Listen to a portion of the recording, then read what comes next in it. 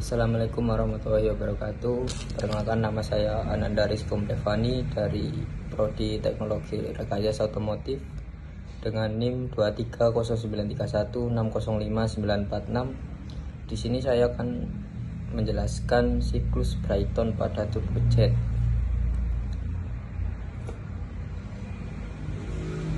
Apa itu siklus Brighton? Siklus Brighton adalah suatu model siklus gas dalam proses termodinamika untuk gas ideal yang dapat digunakan sebagai pembelajaran mempelajari atau mendekati siklus kerja dari turbin gas.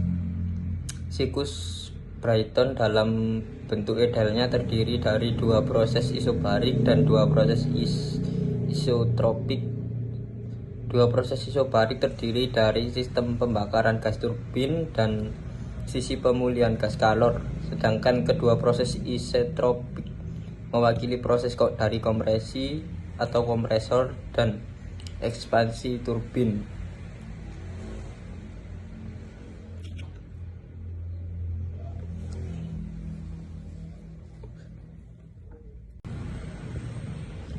Untuk yang kedua yaitu apa itu turbojet. Turbojet adalah jenis mesin jet yang digunakan dalam pesawat terbang untuk menghasilkan dorongan. Turbojet pertama kali dikembangkan dan digunakan pada awal abad ke-20 dengan perkembangan yang signifikan selama Perang Dunia. Saat ini penggunaan turbojet lebih terbatas pada aplikasi tertentu seperti pesawat militer dan beberapa pesawat komersial supersonik lainnya. Karena kebanyakan pesawat komersial yang modern menggunakan mesin turbofan yang lebih efisien dalam berbagai kondisi penerbangan. Siklus Brighton adalah siklus yang menjadi dasar dari cara kerja mesin turbojet, dan siklus ini terdiri dari beberapa serangkaian proses termodinamika yang menghasilkan tenaga dari bahan bakar. Apa saja komponen dari turbojet? Yaitu turbojet memiliki beberapa komponen yaitu intake, compression, combustion chamber, dan exhaust.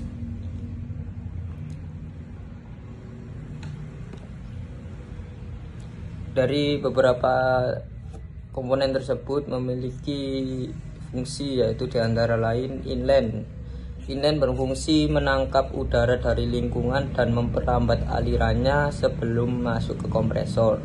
Sedangkan kompresor sendiri adalah mengkompresi udara yang masuk dari inline serta meningkatkan tekanannya. Serta kompresor sendiri dapat berupa kompresor aksial atau sentrifugal. Sedangkan ruang bakar atau combustion chamber berfungsi mencampur udara bertekanan tinggi dari kompresor dengan bahan bakar dan udara yang meningkat tajam karena energi kimia dan bahan bakar diubah menjadi energi panas. Sedangkan turbin berfungsi mengubah energi panas dan gas hasil pembakaran menjadi energi mekanik. Turbin terhubung secara mekanis dengan kompresor. Untuk nozzle sendiri, di dalam combustion chamber terdapat nozzle yang mengubah energi thermal dan tekanan gas buang menjadi kecepatan jet yang sangat tinggi dan menghasilkan dorongan atau thrust. Untuk yang bagaimana proses pada mesin turbojet? Untuk yang pertama adalah udara masuk melalui inline dari udara lingkungan dan mengalami deselerasi atau perataan aliran. Untuk yang kedua, setelah melalui inline akan dikompresi oleh kompresor. Udara dikompresi oleh kompresor akan meningkat tekanannya. Proses ini meningkatkan suhu dan tekanan udara. Untuk yang ketiga, terjadi pembakaran pada dalam ruang bakar dan udara bertekanan tinggi yang masuk ruang bakar atau bahan bakar disuntikan dan dibakar pada tekanan konstan dan menghasilkan gas-gas bertekanan tinggi. Untuk yang keempat, ekspansi turbin. Gas panas yang terjadi di ruang bakar akan diarahkan ke turbin dan turbin akan memanfaatkan energi panas gas untuk menggerakkan kompresor dan sebagai energi yang diubah ke energi mekanik. Untuk yang ketiga yaitu bagaimana implementasi siklus Brayton pada mesin turbojet. Implementasi siklus Brayton terdapat 4 fase, yaitu kompresi isotropik, dan kedua pembakaran isobarik, ketiga ekspansi isentropik, keempat pembuangan isobarik. Untuk yang pertama yaitu kompresi isentropik secara adiabatik, yaitu udara dari atmosfer masuk ke mesin melalui inlet dan menuju kompresor yang berfungsi untuk memanfaatkannya secara adiabatik atau tanpa pertukaran panas dengan lingkungan sekitar. Pada proses ini tekanan dan suhu udara meningkat secara signifikan. Dan yang kedua yaitu pembakaran isobarik. Udara bertekanan tinggi kemudian masuk ke ruang bakar dari kompresor, di mana bahan energi kimia bahan bakar menjadi energi panas dan akan menghasilkan gas panas berenergi tinggi dengan tekanan dan suhu yang sangat tinggi. Untuk yang ketiga, proses isentropik secara adiabatik, yaitu gas panas yang berenergi tinggi mengalir ke turbin dan di mana ia mengalami ekspansi adiabatik. Dalam proses ini energi dan gas panas digunakan untuk memutar bilah-bilah turbin yang pada gilirannya akan menggerakkan kompresor melalui sebuah poros yang terhubung. Dan yang keempat yaitu proses isobarik, yaitu gas yang telah diekspansi masih memiliki energi kinetik yang tinggi dan dikeluarkan melalui nozzle atau exhaust, bisa disebut juga saluran buang. Ekspansi tambahan di exhaust menghasilkan dorongan ke depan atau thrust yang mendorong pesawat. Proses ini pada dasarnya adalah ekspansi pada tekanan konstan yang mengeluarkan gas buang ke atmosfer dengan kecepatan tinggi. Di dalam diagram TS, siklus Brayton ditampilkan sebagai berikut, yaitu pada awal putaran kompresi, pada awal udara masuk ke komponen kompresi pada mesin jet akan meningkatkan suhu dan tekanan tanpa perubahan entropi.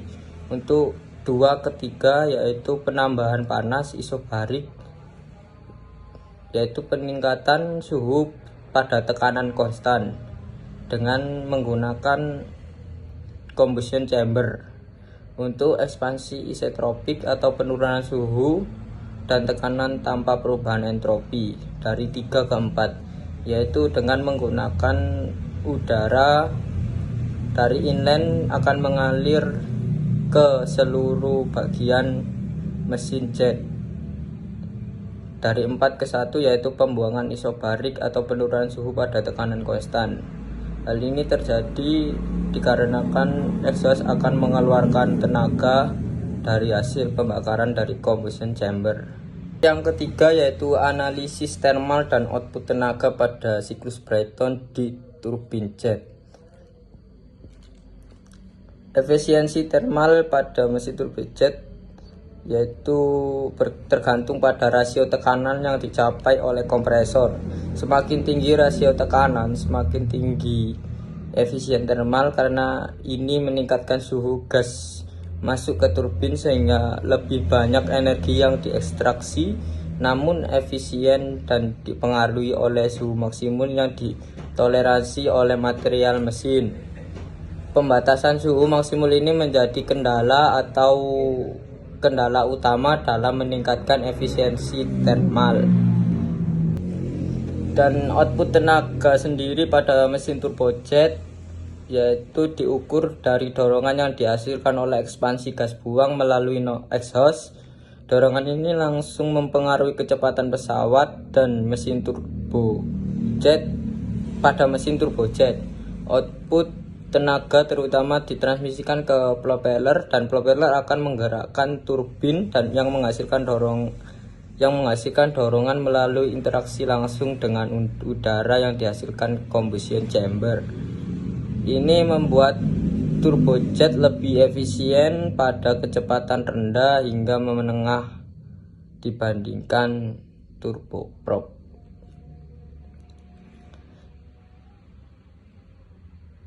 Kinerja tinggi, daya besar dan respon cepat pada turbojet menggunakan siklus Brayton ini mampu menghasilkan daya yang besar dan respon yang sangat cepat, yang sangat diinginkan dalam kendaraan performa tinggi, khususnya jet di militer. Menghasilkan kecepatan tinggi. Mesin turbojet sangat efisien pada kecepatan tinggi, sehingga idealnya untuk kendaraan yang dirancang bertenaga sangat tinggi seperti mobil balap atau kendaraan ekstrim, tank dan lain-lain, sangat cocok untuk mesin turbojet.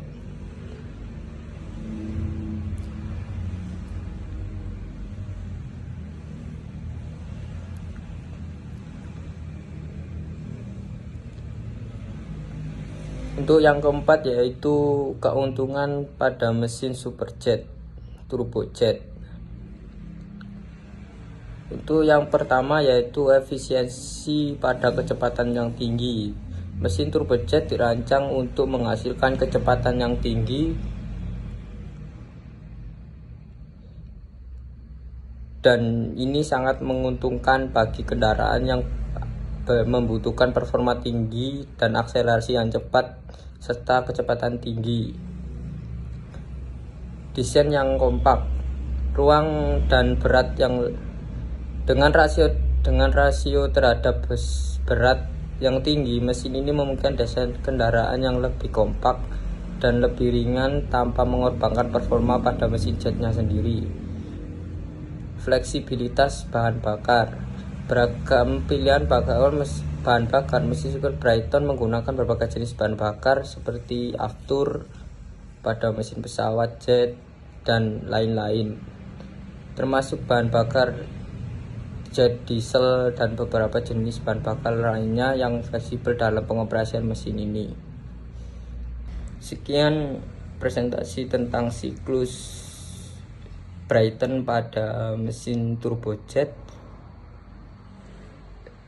Mohon maaf bila ada kesalahan kata atau salah penyebutan. Terima kasih. Wassalamualaikum warahmatullahi wabarakatuh.